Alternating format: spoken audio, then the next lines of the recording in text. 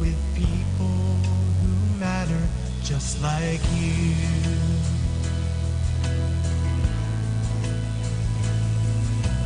What if those words kill your heart?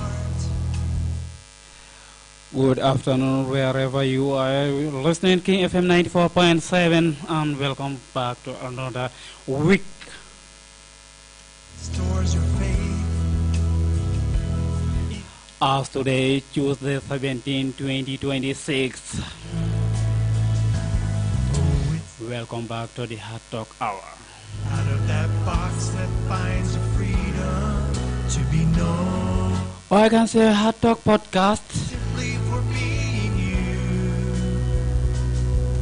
Through talking matters, you'll build connections with people. We're extending our regards to everyone wherever you are listening. King FM 94.7 or watching King TV Gambia. You are designed. Banjul to Basi, Katon to Koina, You have a dream. Brikama to Bansan. Must pursue. From Greater Banjul to North Bank, West Coast region. Who inspires you And we are saying good afternoon to the Fonyankas. by being. Where's the Badibunkas? Go ahead and find it. The Kiankas. Good afternoon. Try to deny it. Run from it and hide it. But truth keeps. This is another week Hot Talk Hour, hosted by Usman Jallo, live talking FM 94.7. Has become a badges. Restoration happens as we. And our regards will go to the Africa. From our neighboring countries, Senegal to Guinea Conakry, Guinea-Bissau, Out of that up to box Equatorial Guinea. to know and love. Let's go to West Africa, to East Africa, Central Africa, to South Africa, As talking matters, where these Europeans, diaspora people from USA our words to become the UK, us easier. our friends. To cut it short, we are saying whoever is watching Talking TV Gambia, wherever you are watching us, we are saying good afternoon to you. 4 o'clock in the Gambia, 11 o'clock in USA. As we are having our host right away from Gambia, King FM 94.7, and our co-host in USA, King Sport.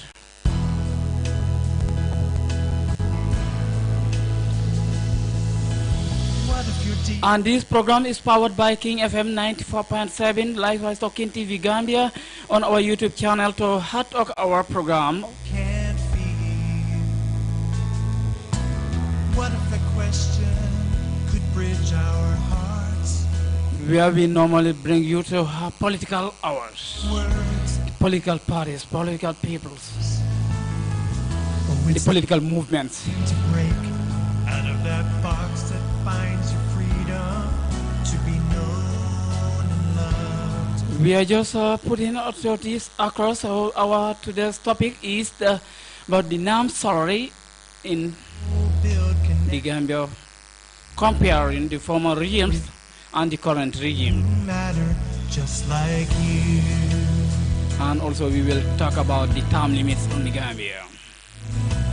What if those 60 words years with 3 presidents or 3 republics. you're too old, And we you're are too young, about to celebrate you're the 61 problem. years anniversary. Would you trust the process? And that we are to restores witness another decade. in your God with yourself? We are ending the 6th decade in the Gambia. Oh, it's Today, break out after of 12 that box, o'clock. finds your freedom to be known And tomorrow we will witness another decade. simply for being you. And this year is the year of the election. Through talking matters, you'll build connections with Whom you think will be the next president? like you.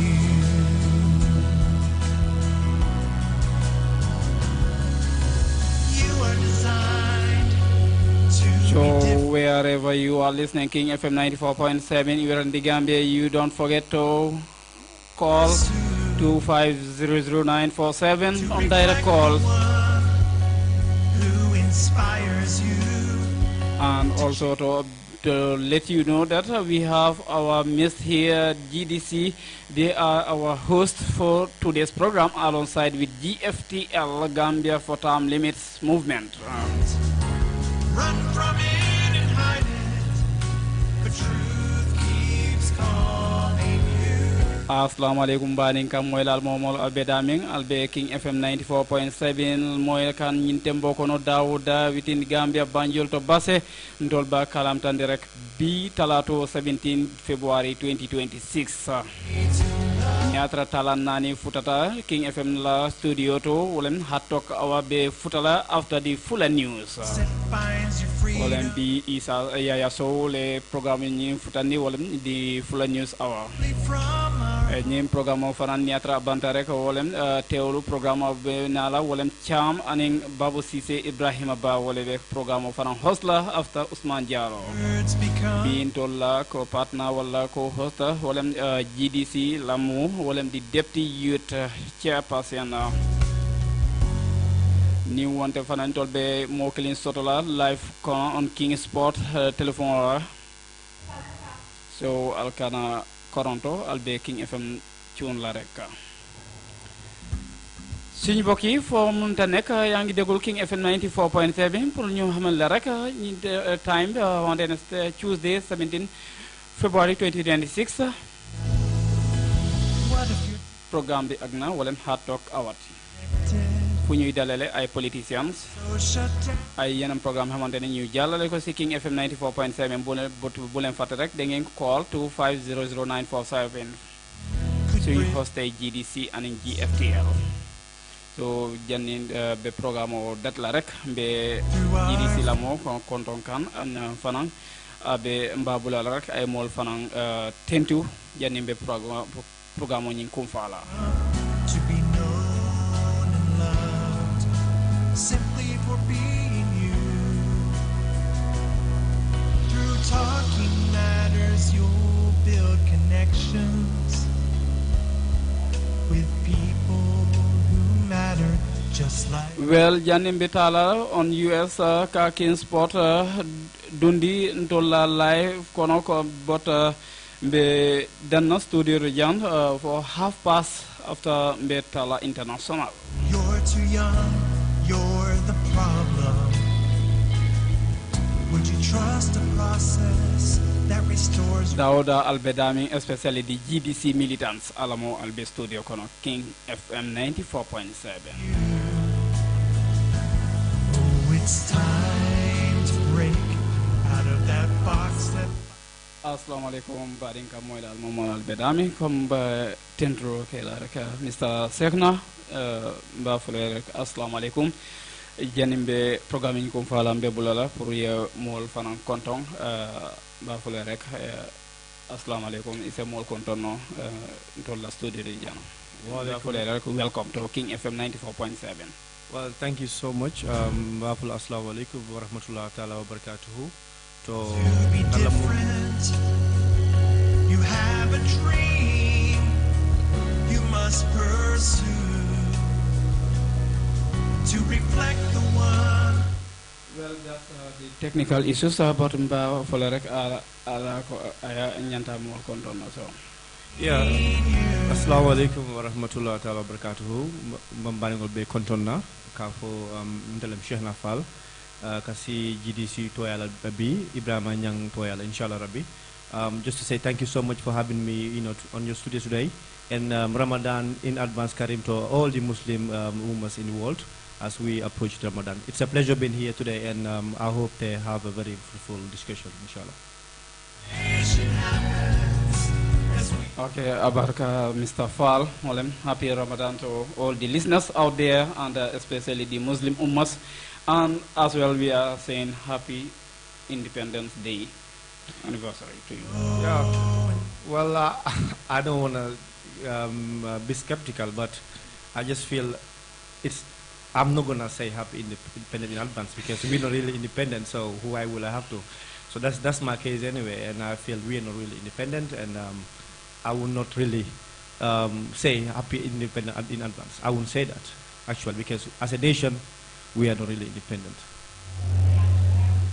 Okay, Mr. Fall, so janimbe duna kachakono, so it's a mol fono itelim jumati ibutamin tole anim fanang munem ila rolti on the GDC. Yeah, nde uluta manjale mbe manjale right now. Joined the GDC late last year, joined the GDC as a executive member and a member of the party, because in 2021 election what I'm on ndelem gabla press secretary a coalition agreement kenon told in GDC, and we went the whole country to campaign for GDC in 2021.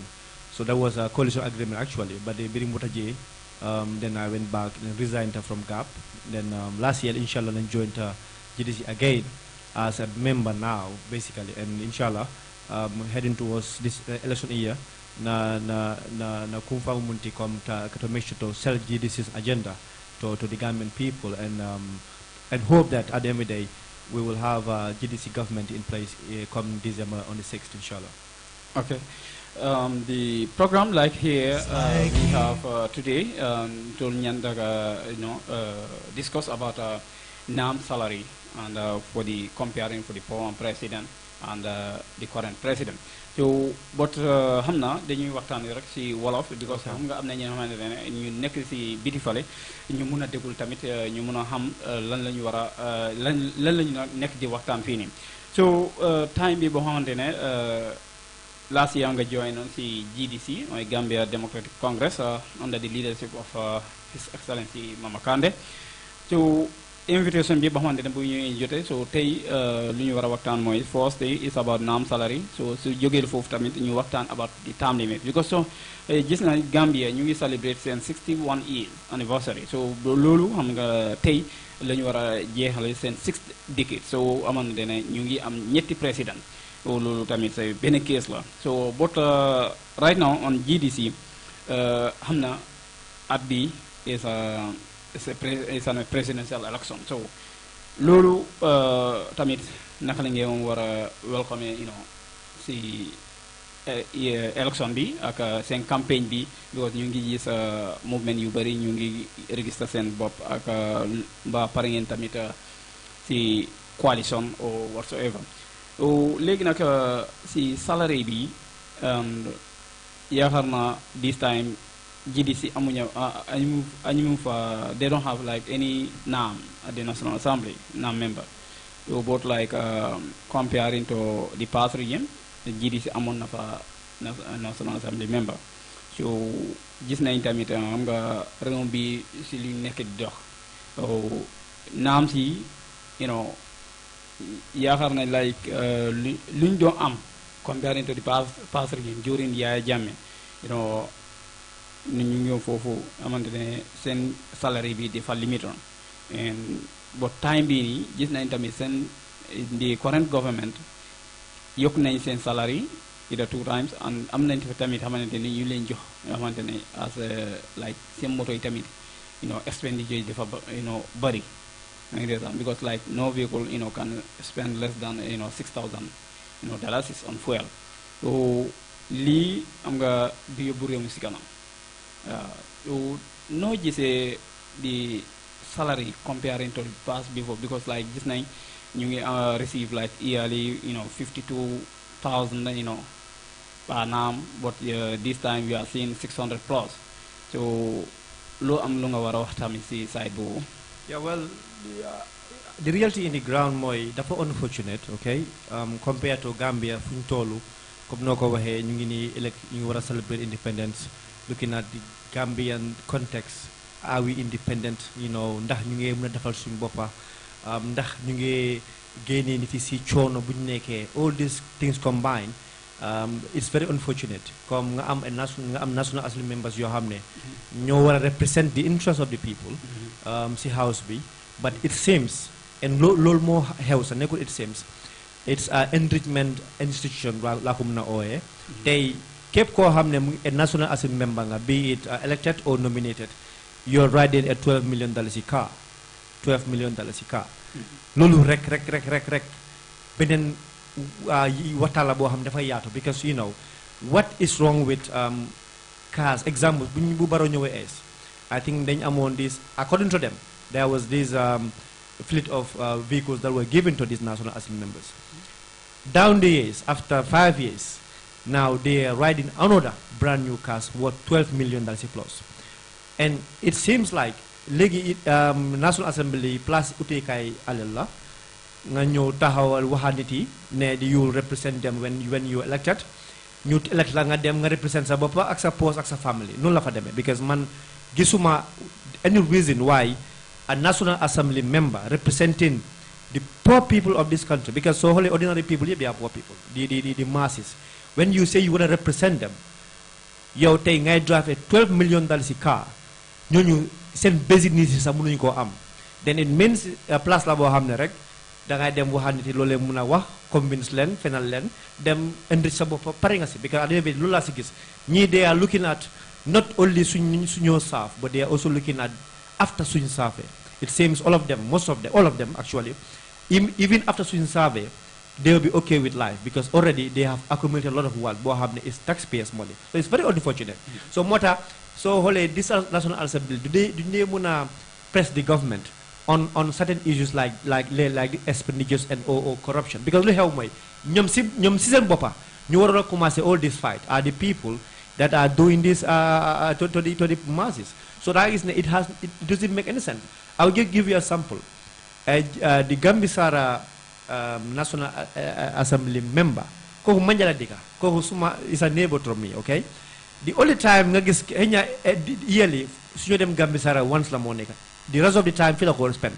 Now yow nga ne yow nga represent the people of Gambia yow, and you don't even stand with them, you don't even know what these people are feeling. So if you tell me you're going to represent them, it's false.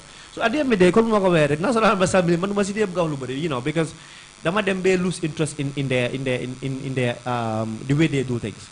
So the committee you guys select to look into Jammes asset, because they are on this commission in Gambia. Then this gala came up to demonstrate. Then a National Assembly select committee who were a whole Halis Bunjai Bagasi Jabe Fumduga. But if I can tell you, I know a National Assembly member ko hamne sila boka is complicit to the COVID funds. Man hamna sidara wa hamna tay amna Gambia dañ tollu fo hamne lu bari dina feñ. Because if this government is out of power, lu bari mo fi nek lo xamne ñun xam nañ. Do ko de mëna watane in details because dafa am some good complications. But am la wax ne people that have stolen COVID funds, ñoo nekk tey ñu investigate ñu ne the people that have stolen Jammeh's office. So Sacha moo nekk di investigate Sacha. So you can never have somebody acquitted for this. So lii mooy issue bi. The National Assembly is not clean, and it's an enrichment institution, and it's very unfortunate. So da nga foog naam si ñu ngi foofu pour seen bopp rek because soo xoolee comparing like the past regime, dañoo seen xaalis bi aguloon comme time bii nii si li ñu nekk di 600,000 plus pour National Assembly speaker yi pour mu mun a am.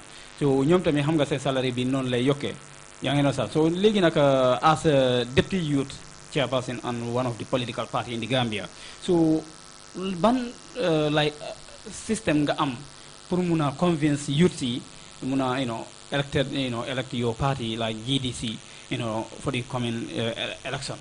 Wow, the first question is they are representing themselves. Of course, they are representing themselves because they don't represent the people. Because they National Assembly the only time they have never debated on issues affecting the masses. Sen debate them na ñëw na yep saralila, motola, incentives la. So of course, they are there for themselves. They are not there for the people. Yeah. Now convincing the youths, it's very difficult to convince the young people because then frustrated. Okay. Then let down. They are let down by the people that were supposed to represent them, from the Jawara regime, the Jammeh regime, now to Barrow. So they, politicians who try to spare the information to the young people for positive change. They will tell you, politicians are all the same. Because lu xew mooy dañ ko dunda képp ku fi ñëw from from Jammeh, because ñun Jammeh lañ fekkee man fekkee wu ma Jawara, I cannot say much about it. But xam naa ne ñun ñu nekkoon time Jammeh to now, all we have is our leaders being elected to positions, they satisfy themselves and their families. So da ngay dem ba tollu foo xam ne people do not even trust the politicians. As a politician da ngay wax ni ki sax du la trust, because lu xew mooy dañ ko dunda dafa nekk loo xam ne they have lived through it and they are facing this. They amuñ benn situation boo xam ne tey a politician toog nañ in power jàppale leen. Okay, so this is the issue. That's number one. Number two, man, the only reason why I even feel like joining GDC is one of those reasons, because tey soo xoolee Honorable Mama Kandeh digga nobody is paying tax to him. There's nobody giving him incentive for that. Why Honorable Mom Sibong, his own initiative, he has brought in projects to Gambian people. You know, lolu kenn du ko fi warante, lolu kenn du ko fi wax. Silan. In terms of, you know, a lot of projects, man lu ma si xam naa si he has done a lot of boreholes, more than 100 communities in Gambia. No, but xam nga boreholes yi like man si lu ma yaakaar Mama Kandeh am na ñoo xamante ni ñu koy jox xaalis wala ñu koy jox like machine bi dem drill. Waaw ko na xaaral rek like comme xam nga su fekkee ne moom jënd na machine boppam. yaa ngi la mu dem si dëkk bu nekk mu drill foofu borehole. but Mama Kandeh amul borehole drilling machine. yaa ngi la I don't understand the question, so like, but I just want to help you out. No, Mama Kandeh. Okay. Like, xam nga su fekkente ne like about drilling borehole whatsoever, man mun naa jël sama xaalis. ma ne ma jàllale ko si Mama Kandeh. jàppale ma nga drillal ma borehole si benn community. yaa ngi so loolu mun na nekk but like it's not personally Mama Kandeh I think moom moo fa nekk di drilling. No, but maybe you're getting it wrong. Tey soo ma waxee su nekkee ne am na ku ko jox. Then give me a name, like okay, key more jox lii mama bu mu def ko. Man what I know is these are funds these are funds yoo xam ne su nekkut passional xaalisam bu mu liggéey sax moom moo ko lobeel boppam, right? Yeah. The best radio station in the world is right here, right now. What if the question could bridge our heart? Okay, right away. So that's it. Yeah, it's okay. Yeah. Yeah. So for my way, Mama has lobbied funds. Yeah. Be it his personal funds or lobbied funds, he has pumped his funds to Gambian people. Yeah. Right. The people that ñu ngee fay tax on. ñoo xam ne ñun lañ amal right for them to deliver for us. Instead of delivering what is owned by us, it is pocketed in their pockets. So you know there's too much difference. Okay.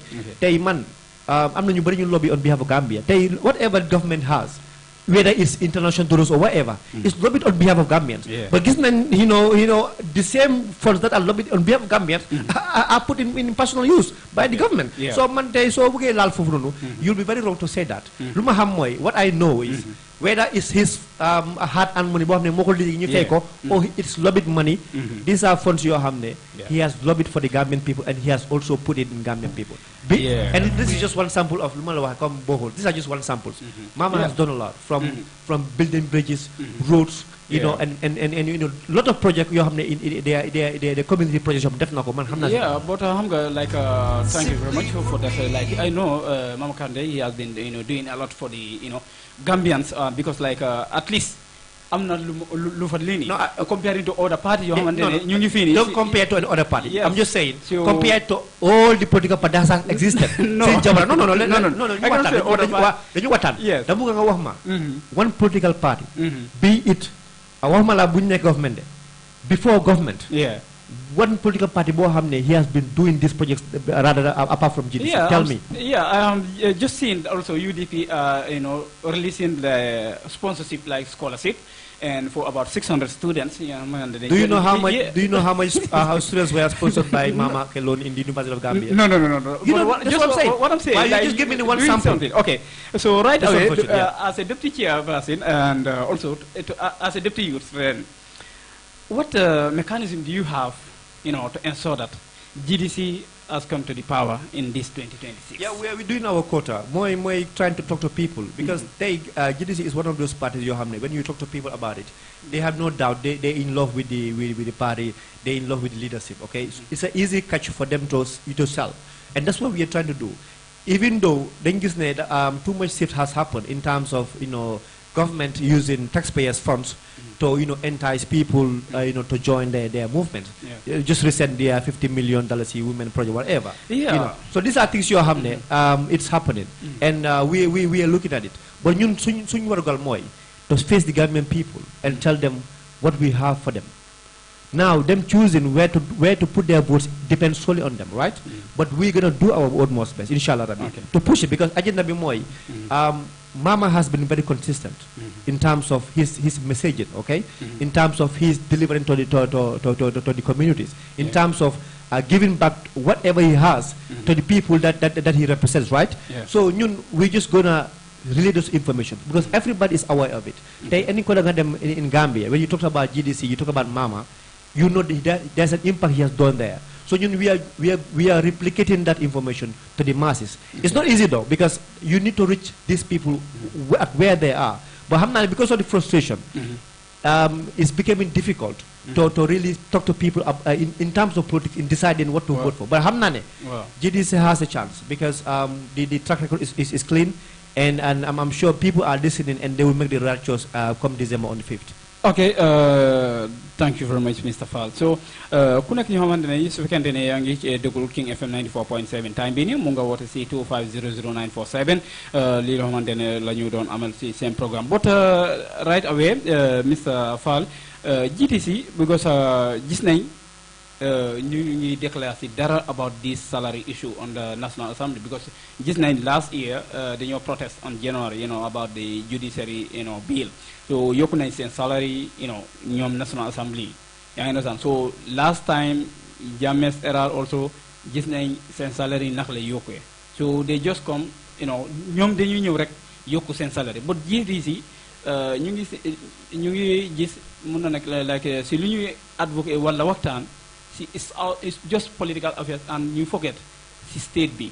yaa ngi understand. So because like gis nañ last time Mama Kandeh moo ngi woon discuss about like what happened to the other party in NPP, after issuing $50 million to their women. Understand? So just nañ tamit ay yeneen movement yi xamante ni ñu ngi wax si yooyu on either on the ground or anywhere. But I'm yet to see any party who come across and to discuss and say, okay, to challenge this NAM salary, National Assembly. Yeah. So because ñoom ñu fa nekk, we understand majority, ñu fa ëpp ñoom ñooy always vote for on their behalf. So, but at least ñu wax tamit lii moo war a xew, ñu jàppale tamit askan bi. Su fekkente ne National Assembly member mu ngi am ay podium pour mu delluwaat si constitution la, at least dafa war a report xaalis boobu. But nekkuñu di gis yooyu. National Assembly member yu bari ñu ngi am seen xaalis fii, ñu toog si kombo fii di ñu delloo si seen constituency. So loolu yëpp do you think GDC su ñu ñëwee si power dañuy adresse loolu? Yeah, well, comme ma ko waxee, it's unfortunate. Dafa sad trop. But then the question goes to the parties that has their National Assembly members there. As far as GDC this year amuñ benn National Assembly member there. So the impact is minimal. I'm not sure whether because I know the admin is taking note of a lot of things, and I'm sure they are doing their job. Probably they have done it. But but at the end of the day, what does it add value of us saying about it? Because at the end of the day, we don't have any National Assembly member there, right? Okay. The parties that has it, some are in the government, some are in the opposition. And Gisnenko, what are they doing about it? Because if it is our National Assembly members, probably we can recall them. Tell them, you know what, these bills or whatever you're trying to do, don't do it. You know what I mean? And they will probably listen to us. But now we don't have that in the parliament. Now the parties that has that in the parliament, you know what a joke. And if they believe that what they are doing is not right, they have the right to call their National Assembly members and tell them about it. But it's unfortunate because it seems whatever, be it MPP, UDP. These are the only time these guys, they all come together, and with one voice. So that's the only time they come in one voice. Yeah. Apart from that, if it is about the country, about term limit, about whatever, condition bi fee. The first time you go National Assembly member, you support MPP.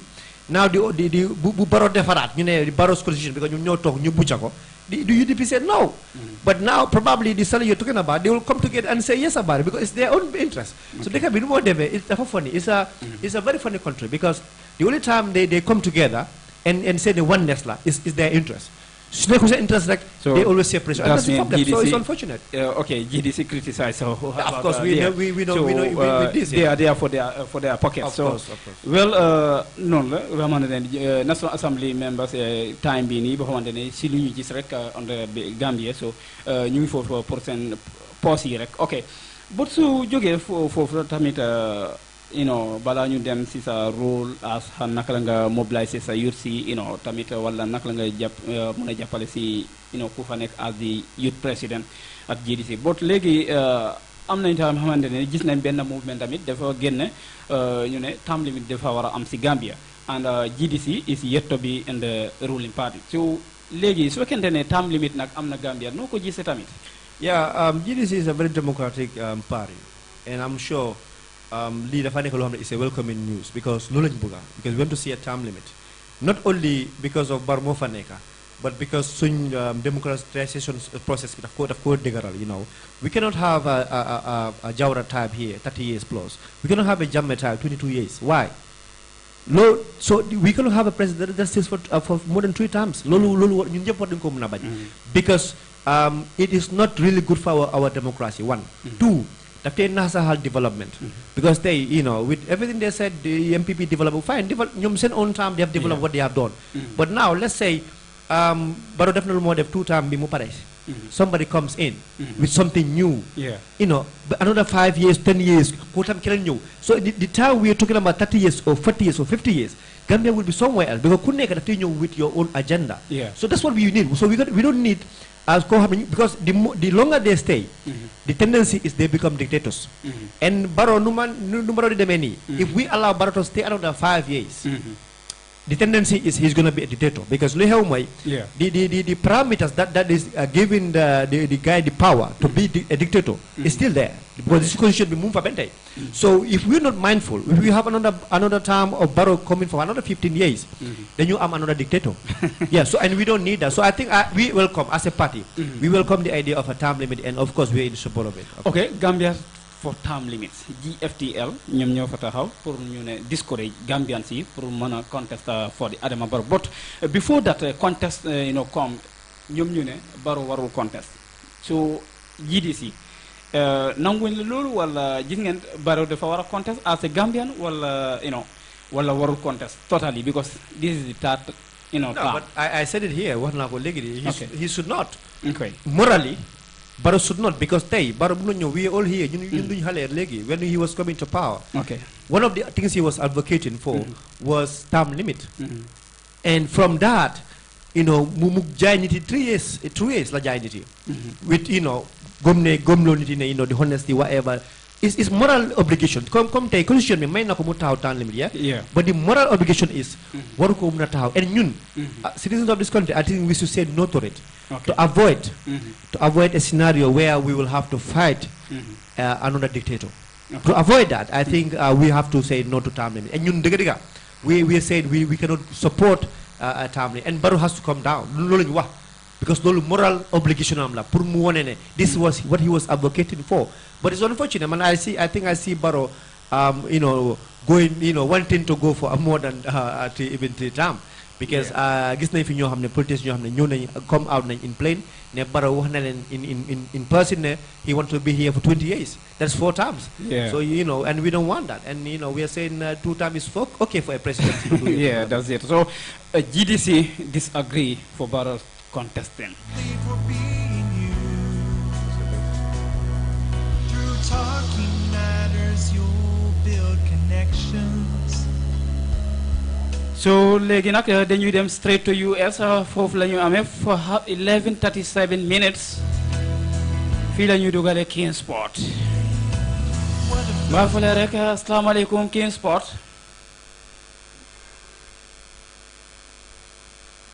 Ousmane Diallo PFM.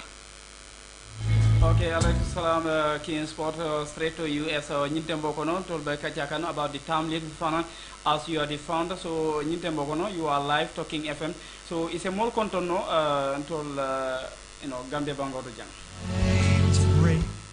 Assalamu alaikum bari ngamino barbe content na barbe tantam barbe jayla mel programme la moy kan sain sain tenga nim fana mel mina la moy la YouTube Instagram TikTok nyol to ani Facebook ning WhatsApp group to so ngal be tendu ngal be jay mudana ko rege bi trato mbapula radio bungin ko plan be ngal be konto ngal be tendu ngal be jay Ousmane ina mo njati tinge tendu nge jay Allah CEO ngapran tendu nga jay.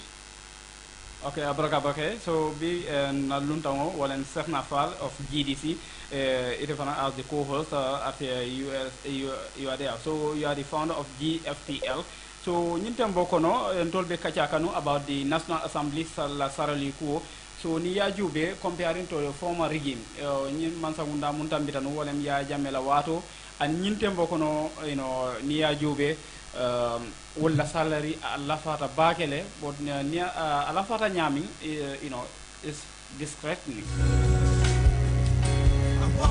so yemuna soto ka for nying salary ko because ni yajobe comparing to Gambia's economic ka for mo nata janka more than $50,000 soto kari wo kari and ala allowance of aman traje especially on the fuel side. So yemune soto ka for yo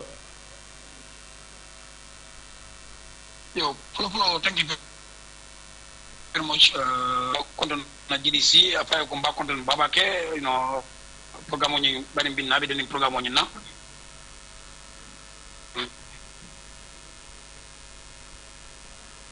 Gambia la dicto man bande man lokki bake so milan ko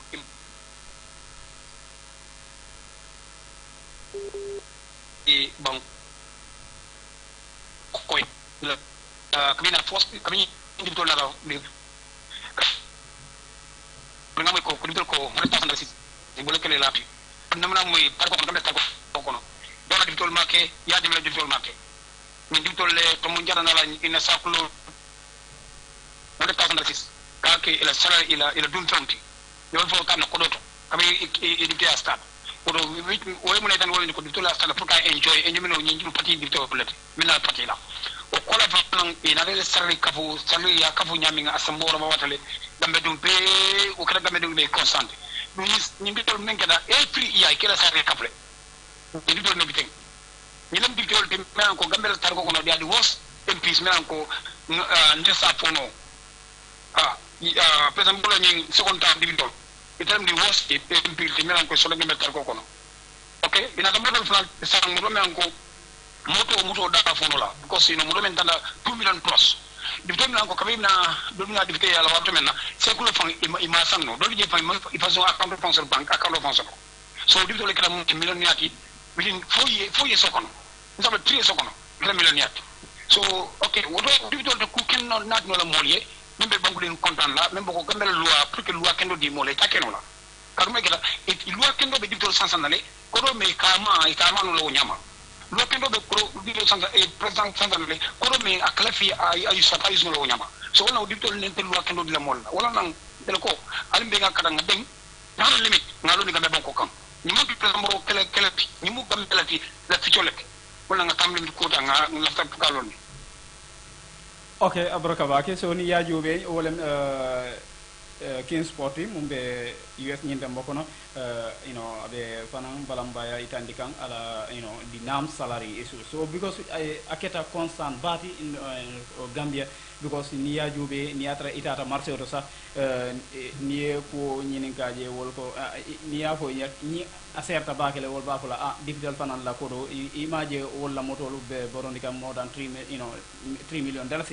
So wo keta ko thank balon olatina ñing dipitol amam fen soto pour ka wol ka fo ñami but ñinte mbokono coming to the term limits ñi hope atol fanan al be paring pour ka kumandi mol jamal especially the political movements and in political parties pour ka fo ni atol la ka ñing ko kelendi ka fo barote contest la because wo amantra takan ni democracy la ko so at least Gambia wo mantra lo kan follow but niatra be aspect kan like momo mumbinala starting from the next presidential election so ngalo ne nyinko abe dunna le Gambia system o kono. Yes, yalo ni tamle ko men bakang amantan Gambia luwato bar Gambia luwato Gambia lo lafta ke luwato dum pongro fon lafta ke luwato bar mo ke represent baro kabri yana ke represent ya la force ya second year ya interview le atwa men fa ko tamle mi ko nya bijele akon du ma mi solo tamle mi ni ba silale at mo vla ko kadu ni president mi da bake ke dicte to le so ko li mi la kindo ko tere bulu ko na me ke tiaroti represent baro fone opo so wala nang president baro ni buka kilo ben wala okay dictol ni to sona time limit la ini to sona la kan me la president febo be dictol febo kan president ka approve dictol ni moto mil sorting president ya approve wala na ya sono so ibala ko president be na faro so kan dictol bulu dictol be na faro so kan president bulu so itel mo fulo be tun kan gambe dun la nyanto ni gambe dun la main la ani na fulo la so membe ke rolo ko gambe dun la dele tam na bankoti mo le dictol ki mo le president ki president ko ndam manam ñala ka president hanbadu le kapso ñum ya e kaddo fay ak le president bi te Ousmane Felending nimbe kaddo fay gamelo le kaddo fay be le president boy makamo le seri bo makamo le sotla ya okay digi sem mo me je sending di sending ning akade mo le alon le president biya am ñamenke al kunyala le president bo wala na ngi president mo ñaajire ko ke president mo ñaajire so okay ñim manka ku limanko mbe political party ko manikam nimbe kada be ko manikam par political party le fang la ñum fang ite le fang ñam den ma ko ñum ko fa lo par mo keda political party e be fang ni la ngi chance pour banko wara asa so dum atikelo ñama man sa doina sanyi tan saba man sa doina sanyi tan nani doina sanyi tan lu doina sanyi bu mo ni feng so membe kero le ko ko fang tare ni ñajibe ya jami na jami ya jame kabrana jawna de jani dawa 5 ans sawa ya jame sanyu momo nim feng so adamu ya 5 ans so agres 5 ans ala fone ki do ki to ay danji so peacefully ansami ate men ka so do man keno ay do ko men ke ngata do la ngache wala ngado fana chance ko do fana fana kan ni ngi tam lam limit ni nar nga ngi londi membe kala gambe bonko ka wala do gambe be tara kewol kono kan man so mo ni ka do fay ila host am ni nata be kala wala ko baji ko ndana sande bari sai mbar nga dugu kendo ke francis takon tamos takon tam no solo sai kam ne ko lo ko sai kay message ka sokole mil namasya manke man tan nimbo do nyame mina mu lol kan aken so mari ke kia fulle ibana flotinya ibu ka dabla croissant to par yalla ko nimbo je sin foi sin contribuo asa o contribuo ni ke tesen wala ni so ko li fane bu la man to wala kari kam ni man to sam di man ka present nas be sa do ko asa so wala nang man sa bu ka ken dictateur ti ni mi banko min kan ama bu ka possible no. Okay, so ni ajube nyin time limit ko Gambia jang is complicating or dol the support kanne because kafo okay nyim anyan na kela but ngalo ne other political party ol fana ni atra wol nata to the ruling government so aseke wolte sonna pour time limit ye register on the Gambian ticket so yemune soto fana pour kafo ko ni atra party do nata ka siran wota no même bije Mr. Diallo tam le mi par exemple abe sonala le den de soxil le par exemple abe jilale okay kayro kono abe jilale ne alkina inshallah dum bi dem life na mbadan rafa na pray ji dum la rafa ko par exemple abe bula jele la to 100% ko abe jele so par exemple ko le tije men satin nan astamino because mun keda na democracy bol tinyala Gambia democracy natambi da two tam la be Gambia democracy tinyala dum Gambia democracy ndosona tinya so ekwas membe president be simberi ekwas menno ekwas wol tam le mi wole wala fo do le ko fa yi jam to len ya fa en ika kala ne consonati president la simo consonant kan ni Gambia loi kan anala Gftl primla fana kono le primla kono kan de letala president 5 years sek akwa 5 years fo ni kono konti akum transition but transition don't go into the 3 years no I don't think so okay but 5 years full 5 years on 5 years so now we want 5 years go gambe we want 5 years so we got 5 years so what saying mun na go 5 years on lagi ani 5 years on lagi man sam kan go na biye nu abi no silence na no bala ko na man ta silence isa ba man ka gamel man sati bari masalam ay 5 years ke masala abari ko another 5 years ke masala two time so muna bije kotake abo ha o fosta moni bari on kola sono bi bar kola sono bari ma kola sono chamalo ni mu demel masala akara alo 5 years follow nyin kono akara UN ka gamre represent the UN as the head of state as the supreme state of the Gambia so diam demati ñu lanko president boro ndel la ñu nako al bola jeli just ala mo le diam kan rek anim fanang mansia no sero dun kala problème ba fam forcé kan ba nga même fay na fam forcé ñu ko no parce que no ñebe kala la problème parti atna good legacy sur la correct ala hajo tinyala même be keren na kala dictateur ku solam sala ke tarje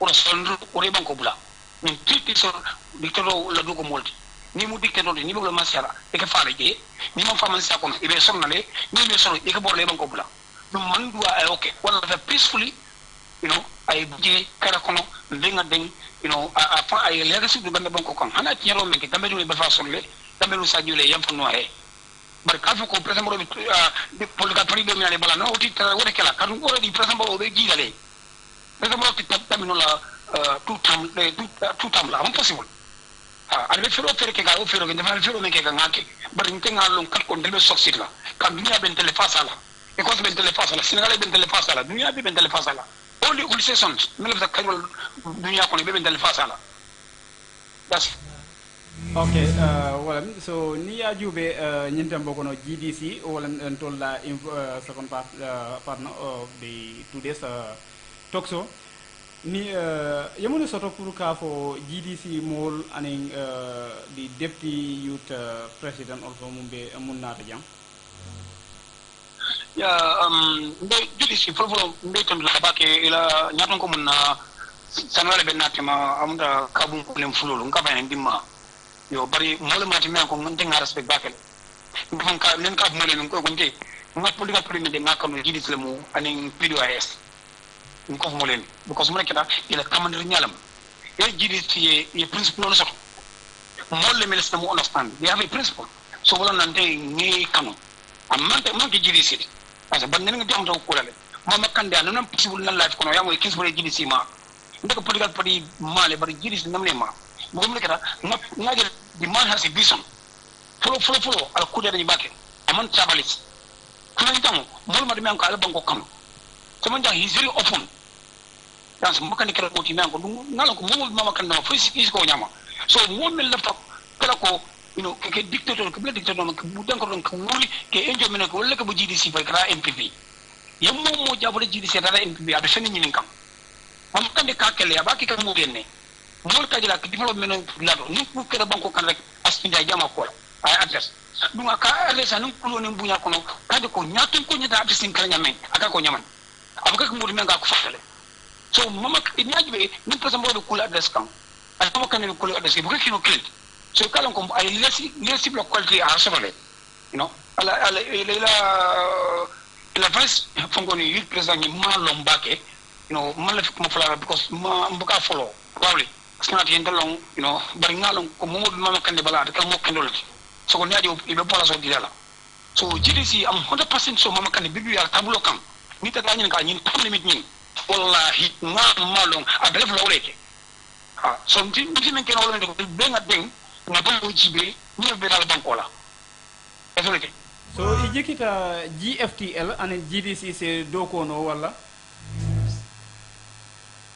of course yes because GDC left the bankola GDC left Gambia Kairola GDC left Gambia sovereignty I maintain mama kan de Gambia president misal fi bi attention Senegal la kanta attention Maliano la kanta attention Ecosse la kanta Gambia dum si Gambia suro la kanta la the only president dunia kono wandi bankola ke mo men kanta ala banko kan won Gambia the whole world Niatra the party leader of GDC anata ka banko mara an fana aman sonka term limit ko ni sign so yemuno soto fana wo ko la ngolo fogati ko mama kande banka woti mama kande ni mama kande kala Gambia president mama kande bele fe menako abele legacy at kala modi membe hadu ko president borobe men kekam am ngebe ni fogede ke mama kanike mo men kala na fulo chika amanke masa de follow akala na fulo cha bonus no money akala na fulo cha bonus hebla par exemple kabla ke amanke masa ina mo par exemple ngama ko ay nake par exemple hani ke mo skolo fa bugat par exemple mo fe ana par exemple mental personally bari ni yapo par exemple la dimbal be different nyame yela ko man nunto ne talo jibe yango ni mental dimbal fon kon correctly e korda ya bon le before te présenter mama kan de par exemple salni banko so ina ko man kila mama kan be le banko abela la ke banko le te develop mama kan bay lako ni nga ninke ngala le kasila moti mama kan te kala moti be harela attention avant pour que si tale ko ni nga be do saba tam limit la kado abadi lako ni nga be dal banko la abe kule kala banko am wala be kala ndey am 100% so people like mama kan no le bigenu benen jamu banta benen ni ko sono fang ko sen ko do men ngana dana dunda kabri Okay, okay, Mr. Kote, Gambia, la 60 years abe Kambi, well, the 6th decade. So, Nintam Bokono with 3 presidents. So, as a Gftl, Binakan, the new process because Nia Jube, Sama will be Dunaning older decade, well, the 7th decade. That means 70 years. La 10 years so sign Gftl beloring pour tam limité donc Gambia banko yan so ya mira ñing 10 years mum binakan Gftl be succeed la wala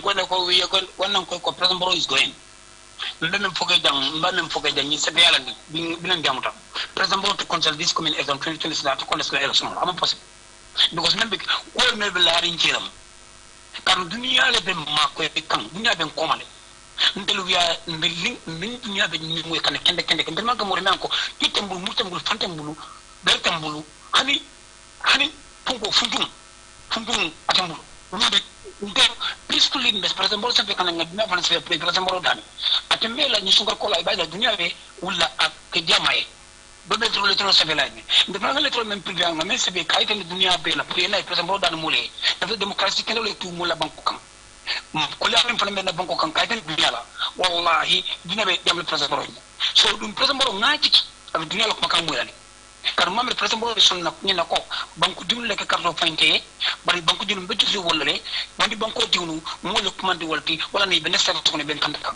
ni kat sabul out from the country no banko ni banko diwle ke tama ni ñoy to ko dole ko dole say la sato ile banko le kan no Senegal de kara doku you know president kamero le ke karto fay bara man kambe sujorom la fent dama sujoro le ke karto fay bara Senegal sujoro le ka kant wala kam enjoy dama sujoro ko enjoy Senegal men lo ngam be ko kan ga fon ike hanye ke tam Senegal sojoro ni be ta kan Senegal ni be silo kan dama sojoro bu ka hanye mo don la ya fe men kale ko ko mo do ko hani in to ko ni karibe kabe dir ila mo do ko bari mo bu ka drug star bu ke londi Senegal la sojoro bu ke londi e kam sojoro bu ke londi dama police bu ke londi ni lefta wala ko ni dama sojoro Senegal sojoro lefta bi is president bro kidnap ya sama Dakar ko bi sa sama Dakar ko mo me ko ati itam be kan Dakar State House ni la fay yemoto pak yelo yedu ni ye be bag be foot ya sama tedam Ousmane Sonko ni ñoy fay ni ko bi Senegal so jolo ko lefta gam ni tilo bola president boro na cham ala na jana di mbor ibe bita da Senegal dama la ko kalam ta wado de Senegal ko no ko leña bo ni tilo boro de ko be lele police so jolo ko saluti en police be saluti ke ni ko silo ko be saluti ko so be saluti so we don't have our sovereignty that's what we lose we want to get it back. That's what we need. The Bonkola. President, I maintain I want to know. I do comment. I'm glad by me not to do my Okay, fine, Mr. Kore. Munem ila laba kuma ori so because time of banta reference studio kono jang so say munem ila kuma laba ori.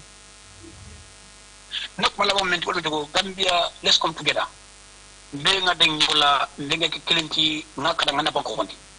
Mena banko bolla nyadi wolenti ko ngakata ngaki klint na difference of membe ndamante ma ngabondi na political bula sang gamelo man interest political sanking kadum am 100% so dambe do ni man la moyina bara be social media ting mbede dolto ni man nyuk makal la moy imman kafu ma nganna do ngani do ko kay timma nim president boro lota hana de katu hana bi imanta election kan president boro be winare do be win la melna be simbo wor badane karme ke president boro e mbedul suppress le ani ka kodo janjang musol tema ke musdo kodo de musdo la ke kodo musdo bali kodo men fay ma di folo o fandom mambe men ala la men musol kodo bari ni ka kodo mbar ngata ya par exemple be ñing si o tiro mi sebe kan ni polo me lo kan la tan ke so la tari ni ajibe am kuma ya mona man kuma ya akabule men to Senegal la ke game so bay Gambia out of 100 75% de Senegal ka so bay Quran ni Senegal ni Senegal dinañu la bibi nga bodo close e Quran fa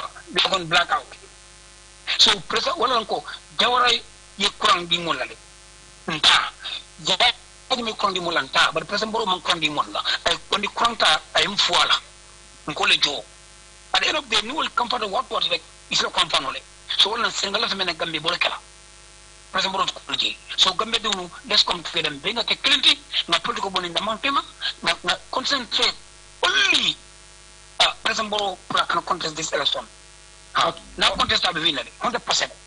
Okay, Barkaba, okay, Mr. Kotel, Mr. Kotel, and thank you very much for having him on live talking US, so and to Gambia here, King. So, Mr. Fall, King Sport, based in the United States of America.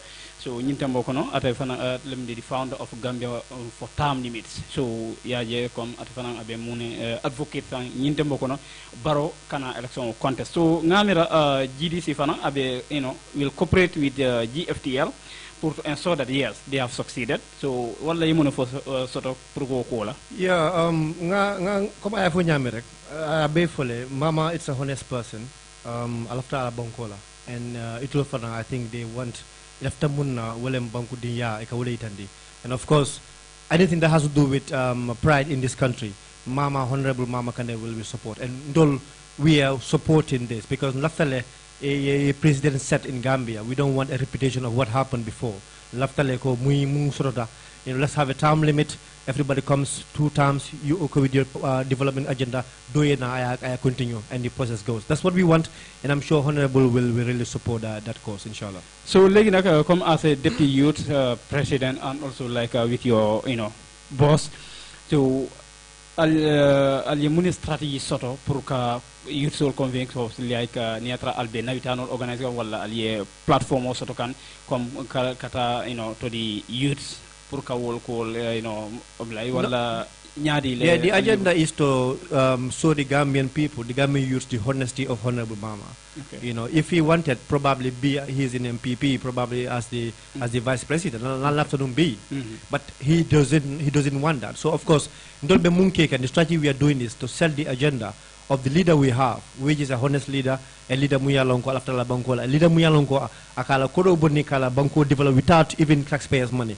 Go sell, and I'm sure the youths are getting towards it. And of course, may feedbacks come from different aspects of society, and the Gambians are really ready for change. It's just a matter of pushing a bit.